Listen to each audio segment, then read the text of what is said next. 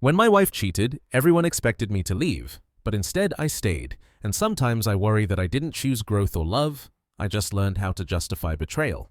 I didn't stay after my spouse cheated because I was confused or scared or incapable of walking away. I stayed because the affair forced me to confront how hollow our marriage had already become, and I'm still not sure whether that makes me honest or dangerously good at rationalizing pain. That's not something I ever imagined admitting. If you'd asked me years ago what I thought of people who stayed after infidelity, I would have answered without hesitation. I would have said they were afraid of being alone, afraid of starting over, afraid of admitting that something they invested years into had failed. I believed that with my whole chest. My name is Charles, and I've been with my spouse, Nicole, for 11 years. Married for 8. No kids.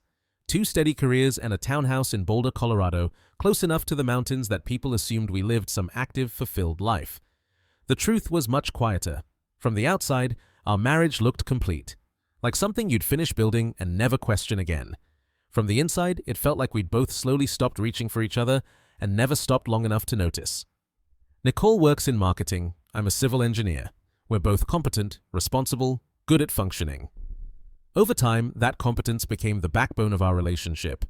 We handled logistics flawlessly, bills were paid on time, calendars were synced, groceries appeared in the fridge like clockwork. What disappeared was curiosity. Conversations stopped being about how we felt and became about what needed to happen next. Work stress, deadlines, schedules, who was picking up dinner, who forgot to respond to an email. We didn't fight. That detail always surprises people when I tell this story. They expect yelling, blow-ups. Warning signs you can point to, there were none. Instead, there was silence that stretched so gradually it stopped feeling alarming. Weeks passed where physical touch was accidental. A brush of shoulders in the hallway, a goodnight kiss that felt more habitual than affectionate. Sex didn't vanish overnight. It thinned out, became predictable, then optional, then something we referenced more than experienced. Some nights, I lay in bed next to Nicole and felt like I was sharing space with someone who knew my routines but not my inner life. And instead of asking why, I told myself this was normal. This was adulthood. This was what stability looked like once the excitement faded. I convinced myself that comfort was love's final evolution. The first sign that something was wrong wasn't dramatic enough to scare me. Nicole started treating her phone differently. She didn't hide it outright. She didn't panic when I walked into the room. She just angled it away. Silenced notifications, took calls in the bathroom that she used to answer on the couch beside me. I noticed. Of course I noticed. But I didn't say anything. Because saying something would have meant acknowledging that something fragile still existed between us, and that it might already be breaking. I was tired. Work was relentless. It felt easier to tell myself I was imagining things than to risk confirming a truth I didn't feel equipped to handle. I didn't uncover the affair because I was suspicious. I uncovered it because I wasn't paying attention. We shared an old tablet we mostly used for recipes and random searches. One night, I was on the couch looking for a Thai place nearby that stayed open late. A notification slid across the screen. A message from a name I didn't recognize. It wasn't explicit. That was what made my stomach drop. It was familiar, comfortable, intimate in a way that doesn't need explanation. I miss you today. There was a heart emoji at the end. I stared at that screen longer than I want to admit. Long enough for my brain to cycle through denial, bargaining, and dread before landing on something cold and heavy in my chest. I opened the message thread. Inside jokes, casual check-ins, conversations about stress at work, about feeling invisible, about wanting to escape for a while. Things she used to say to me. I didn't confront her right away. I don't know why. Maybe I needed time for the reality to settle in. Maybe I was hoping I'd find something that let me explain it away. Instead, I sat there and waited for her to come home. When Nicole walked in, everything looked painfully normal. She dropped her bag, kicked off her shoes, leaned down and kissed my cheek. I remember thinking how cruel it felt that the world hadn't changed its rhythm at all. I asked her who Richard was. Her face changed immediately. No confusion, just a brief flicker of fear mixed with something that looked like relief. She sat down across from me and said, "Okay." That was it. Okay. I asked how long. She told me 4 months. A coworker. Emotional first, physical later. She spoke calmly, quietly, like she was confessing to missing a deadline instead of detonating our marriage. Something in me cracked. Not just anger, but panic. I paced. I asked questions I didn't actually want answers to. I said things I hadn't planned to say. She cried. I raised my voice. The room felt too small. At one point, I asked her if she ever loved me. She answered immediately, yes. That hurt more than anything else. What she said next is the part that still follows me around. She told me the affair didn't make her stop loving me. She told me it made her realize how empty she'd already been for a long time. And that's where everything stopped being simple. I didn't leave that night. Not because I had forgiven Nicole, and not because I was thinking clearly. I stayed because I couldn't yet imagine how to dismantle a life that still looked exactly the same when you stood far enough away from it. We slept under the same roof, but not together. She took the guest room without discussion. I stayed on the couch the first night, staring at the ceiling, replaying the conversation over and over like there was some missing detail that would suddenly make everything make sense. The next few days felt suspended. Time moved, but I didn't feel connected to it. Nicole moved through the house carefully, like someone afraid of making noise. She didn't touch me, didn't ask for reassurance. When I asked questions, she answered them, even when my questions looped back to the same place. I asked how it started. She told me it began with venting, complaints about work, feeling overlooked, long lunches that stretched past what felt appropriate but didn't raise alarms at first. She said it felt good to be listened to again. That word, again, landed harder than she realized. I asked why she didn't talk to me instead. She didn't answer right away. Then she said she didn't think I wanted to hear it anymore. I wanted to argue, to defend myself. But the truth was, I had gotten good at shutting down anything that felt emotionally demanding. I told myself I was being practical, steady, low maintenance. What I'd actually been was absent without leaving the room. After 3 nights, I packed a bag. No dramatic goodbye, no speech. I texted my friend Robert, who lived across town in Arvada, and asked if I could crash on his couch. He didn't ask questions. He just sent his address and told me the door was unlocked. Walking out of the townhouse felt unreal, like stepping away from a movie set instead of my own life. Robert's apartment was cramped and smelled faintly like old coffee and laundry detergent. I slept on his couch staring at the ceiling, listening to traffic pass by, wondering how everything had fallen apart without either of us noticing until it was too late. I started telling people. That surprised me. I thought I'd keep it contained, but the words kept spilling out. To close friends, to my sister, to one coworker I trusted enough not to gossip. Every reaction followed the same pattern. Shock, anger, on my behalf. Then certainty. Leave. Some people were gentle about it, others weren't. My sister told me staying would teach Nicole that betrayal didn't have consequences. A coworker said I'd never look at myself the same way again if I stayed. Even Robert, who tried to stay neutral, eventually admitted he couldn't imagine forgiving something like that. I didn't argue with them, I didn't defend Nicole, but I also didn't feel relief at the idea of leaving. Instead, I felt this heavy, unfinished pull towards something I couldn't yet name. Nicole cut contact with Richard the same day I moved out. She showed me the messages, short, direct, no emotional closure, no drawn-out explanation. She told her manager and requested a transfer. When that couldn't happen quickly, she started applying elsewhere. I hadn't asked her to do any of it. She also started therapy on her own. That caught me off guard. She didn't frame it as a way to save the marriage. She said she needed to understand how she'd become someone capable of hurting the person she claimed to love. We started talking again, not like before. There was no small talk, no pretending things were okay. Every conversation felt exposed, like we were peeling layers off something that had been sealed for years. We talked about resentment, about loneliness, about how both of us had felt unseen long before anyone else entered the picture. One night, sitting across from each other in a quiet coffee shop in Golden, she said something that made my stomach drop. She said she'd been grieving our marriage long before the affair started, not because she wanted out, but because she felt like she was disappearing inside it. I wanted to hate her for saying that, but I couldn't fully deny it, because I had been grieving too. I just hadn't admitted it to myself. That realization scared me more than the affair, because it meant walking away wouldn't magically restore what we'd lost. It would only end the conversation before it ever truly began. After a few more weeks, we agreed to couples counseling. Walking into that first session felt worse than the confrontation. Sitting across from a stranger trained to notice everything we'd avoided made it impossible to hide. The therapist asked simple questions. When did we stop feeling close? What did we avoid talking about? What were we afraid of losing? There were moments I felt defensive, moments Nicole shut down, moments I wondered if this was all pointless. And then there were moments when I felt closer to her than I had in years. That realization unsettled me deeply. Because closeness wasn't supposed to come after betrayal, it was supposed to come before. Couples therapy didn't feel productive at first. It felt invasive. Every session forced us to slow down and sit with things we'd spent years skirting around. The therapist didn't let us hide behind summaries or polite language. When we tried to explain our problems in broad terms, she stopped us and asked for specifics. When did the distance start? What did it feel like in your body? What did you assume instead of asking? Those questions landed harder than the affair itself some days. Nicole talked about feeling like an accessory in my life, someone who fit neatly into my routines but didn't disrupt them.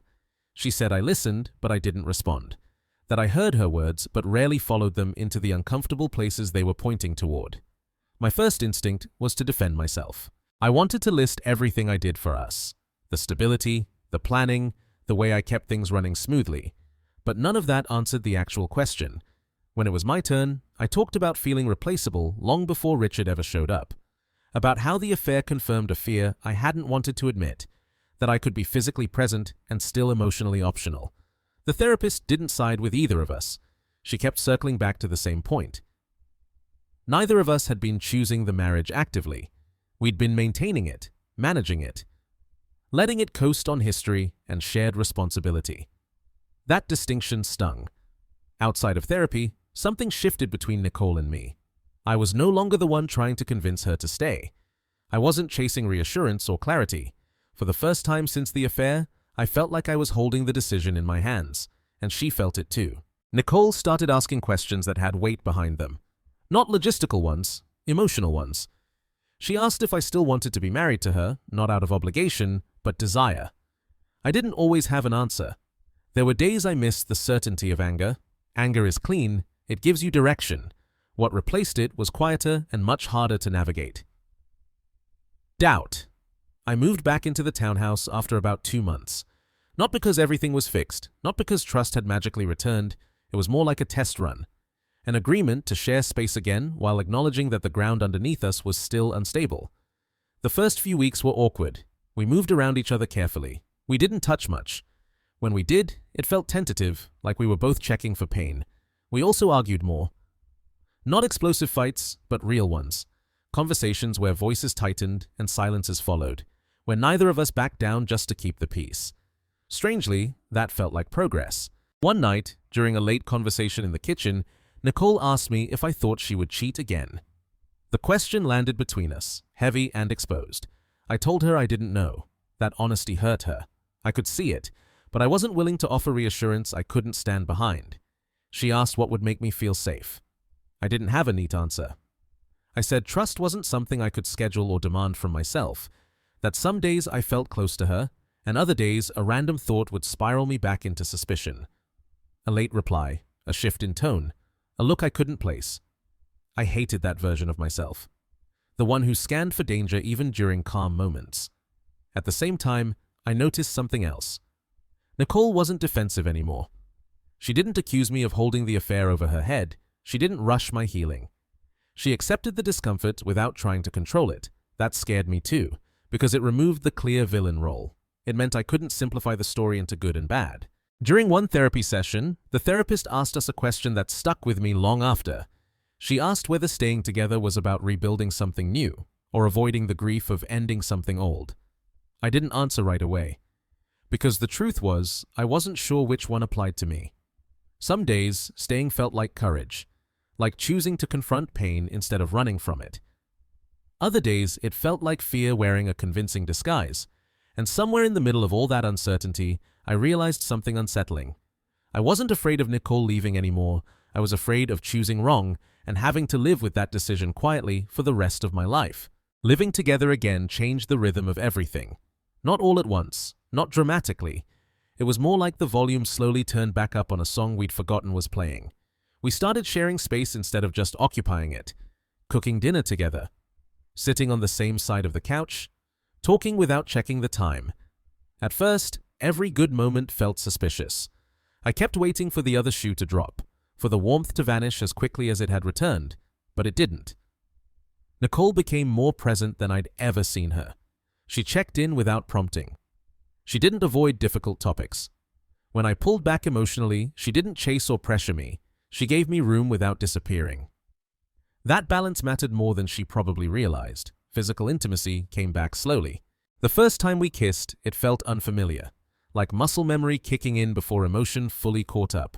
We both laughed afterward, not because it was funny, but because the tension had nowhere else to go. When we slept together again, it wasn't spontaneous or passionate. It was careful, intentional, almost ceremonial. I remember lying awake afterward, listening to her breathe, trying to decide whether what I felt was closeness or relief. Therapy continued. The sessions shifted from post-mortem to maintenance. We talked about boundaries, about how to recognize when we were drifting instead of waiting until the distance became normal again. We argued in healthier ways too, not raised voices or accusations, just friction. The kind that comes from two people finally asserting themselves instead of smoothing everything over. That should have felt reassuring. Instead, it made me uneasy, because the marriage felt alive again, and I couldn't shake the thought that it took something unforgivable to get us here. Friends started noticing the change. They commented on how we laughed more, how relaxed we seemed together. A few even told me they were glad I'd stayed, like the outcome justified the decision retroactively. That bothered me more than the criticism ever had, because if things were better now, what did that say about the pain it took to get here? Late one night, Nicole admitted something quietly. She said she was terrified that the affair would become the best thing that ever happened to our marriage. That fear mirrored my own in a way that made my chest tighten. We didn't want that to be true. We didn't want to build our future on something that had hurt us both so deeply. And yet, it lingered there, unspoken but present. Not everything improved. Trust didn't return evenly. Some days I felt steady. Other days, something small would unravel me. A delayed response. A work trip I hadn't known about until the last minute. When that happened, I didn't accuse her. I withdrew. That was my pattern. It always had been. One evening, she called me out on it. She said she could feel me leaving the room emotionally even when I stayed physically present. Hearing that felt like looking into a mirror I hadn't asked for. Because she was right. I was still protecting myself by staying slightly detached, close enough to participate, far enough to retreat if needed. I didn't know how to stop doing that without risking getting hurt again. The marriage was better. I was still scared. And that contradiction sat between us every day, quiet but heavy. The moment that almost ended everything wasn't dramatic. There was no shouting, no new betrayal, no discovery that blew the whole thing apart again. That's what makes it hard to explain. Nicole told me she had to travel for work. Just 2 nights, a conference in Salt Lake City. She mentioned it casually over dinner, like it was an afterthought. I nodded. I even smiled. But something inside me tightened immediately. It wasn't that I didn't believe her. She showed me the itinerary without me asking. She offered details freely. She did everything right. And still, my body reacted before my brain could catch up. That night, after she fell asleep, I stared at the ceiling and felt the old spiral start. Questions I hated resurfaced. What if I was wrong about her? What if staying had just taught me how to tolerate uncertainty? What if this was the beginning of me slowly shrinking myself to avoid another rupture? I didn't accuse her. I didn't confront her. Instead, I pulled away. By morning, she noticed. She asked what was wrong, and I told her I was just tired. It was easier than explaining the storm in my head. She left for the trip, and the house felt heavier immediately. Not empty, charged. I spent the first night pacing. The second night, I slept on the couch again without fully understanding why. When she came home, she looked exhausted but relieved. She hugged me longer than usual and asked if everything was okay. I hesitated. Then I told her the truth. I told her I hated that my first reaction to her leaving town was fear, that I didn't want to live my life measuring my peace by someone else's proximity. She listened without interrupting. Then she said something that finally broke the stalemate between us. She said she didn't want to spend the rest of our marriage proving she wasn't going to hurt me again. Not defensively, not angrily, just honestly. That sentence hit me harder than anything she'd said since the affair, because she was right. If staying meant trapping both of us in a permanent state of suspicion and penance, then we weren't rebuilding. We were just rearranging the damage. We sat in silence for a long time after that. I realized then that the real choice wasn't between staying and leaving, it was between risking trust again or living in controlled distance forever. And I didn't know which one scared me more. That night, I almost told her I wanted out. Not because I didn't love her, but because I was afraid love wouldn't be enough to overcome what had been broken. I didn't say it. Instead, I told her I needed time to figure out whether staying was still something I was actively choosing or just something I was afraid to stop doing. She nodded. No tears, no pleas, just acceptance. And that scared me too. I didn't make a decision right away. That's probably the most honest thing I can say. After that night, nothing exploded. There was no dramatic breaking point, no moment where one of us packed a bag or slammed a door. Life kept moving forward in small, ordinary ways that felt almost insulting considering what was still hanging between us. Nicole didn't push me for clarity. She didn't ask if I was staying or leaving. She didn't demand reassurance or set deadlines. She went to work, came home, made dinner, sat beside me on the couch without reaching for my hand unless I did first. That restraint stayed with me. It would have been easier if she had begged, easier if she'd grown impatient, easier if she'd given me something obvious to react against. Instead, she let me sit inside the uncertainty. Weeks passed. From the outside, we looked stable again. Friends commented on how calm we seemed, how solid we looked. One even joked that we'd gone through a rough patch and come out stronger. I didn't correct them because I wasn't sure if that was true or just a convenient narrative. Inside, I was still negotiating with myself. Some days I felt grounded, present, capable of imagining a future that didn't feel like a compromise. Other days, I caught myself pulling back without meaning to, creating emotional distance so subtle even I barely noticed it happening. I started asking myself questions I couldn't answer cleanly. Was I staying because I believed in what we were rebuilding, or because leaving meant accepting that something I'd invested over a decade into had failed quietly? Was this forgiveness, or was it endurance dressed up in better language? One night, weeks later, Nicole asked me something simple while we were washing dishes. She asked if I still loved her. Not desperately, not defensively, just as a fact check. I told her yes, and I meant it. But love wasn't the question anymore. The question was whether love alone was enough to justify the risk I was taking by staying. We went to bed that night without resolving anything. Lying in the dark, I realized something uncomfortable. I wasn't afraid of her cheating again. I was afraid that even if she never did, I might always live slightly braced for impact, that I'd carry this low-level vigilance into every good moment, that I'd never fully relax into the marriage again. But I was also afraid of the opposite future. The one where I left, rebuilt my life, and spent years wondering whether I walked away just before things finally became real. So I stayed. Not triumphantly, not with certainty. I stayed with questions still unanswered. I stayed knowing trust might never return in its original shape. I stayed aware that choosing this path might cost me something I wouldn't recognize until much later. Some mornings, I wake up and feel like I made the bravest decision of my life. Other mornings, I wonder if I just learned how to live with betrayal without calling it that. People keep asking if I'm happy. I tell them I'm trying. The truth is, I don't know how this ends. I don't know if this marriage will last another year or another decade. All I know is that I chose to stay when leaving would have been cleaner, and I'm still living inside the consequences of that choice. So I'll leave you with the same question I can't answer for myself. Did I choose growth over pride? Or did I just find a more convincing way to explain why I didn't walk away?